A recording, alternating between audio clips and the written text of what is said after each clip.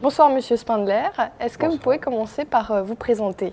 Alors, j'interviens aujourd'hui sur plusieurs étiquettes puisque d'une part je suis président de Renatic, en quelque sorte d'entreprise numérique sur le territoire régional, et ça fait par ailleurs 25 ans que je sévis dans le monde de l'économie numérique en tant que prestataire au sein du groupe OCI dans la région Alsace en tant que SS2I, et puis en accompagnement autour du développement des entreprises numériques sur leur développement commercial à travers un cabinet qui s'appelle Promoveo. Voilà. Alors le numérique aujourd'hui, ça a quelle place chez les entrepreneurs?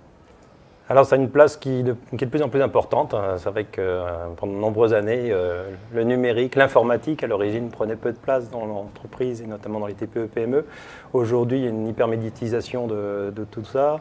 Le numérique a connu aussi un grand succès dans les usages privés et forcément l'arrivée du numérique par l'usage privé, par le patron qui s'est fait offrir une tablette, a permis d'accélérer le développement de la numérisation des entreprises.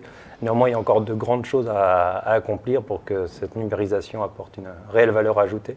On parle beaucoup d'industrie du futur, on parle beaucoup de medtech, on parle beaucoup de smart cities, on parle d'ubérisation d'un certain nombre de professions aussi, mais en l'occurrence, tout peut être confronté à des nouveaux modèles économiques de distribution, de mise en concurrence, révolutionnés par l'usage du numérique. Donc il y a toute une culture de cette numérisation qui doit être appropriée par l'ensemble des acteurs d'un écosystème territorial et puis a fortiori par tous les patrons, quel que soit leur métier et quelle que soit leur génération. Alors aujourd'hui, vous nous l'avez dit, on est un peu au début. Comment s'annonce l'avenir du numérique chez les entrepreneurs? Il y a certainement un très bel avenir en termes de création de nouveaux métiers, de nouvelles entreprises, de nouvelles belles pépites dans un territoire alsacien qui est aussi plein riche d'un fort potentiel.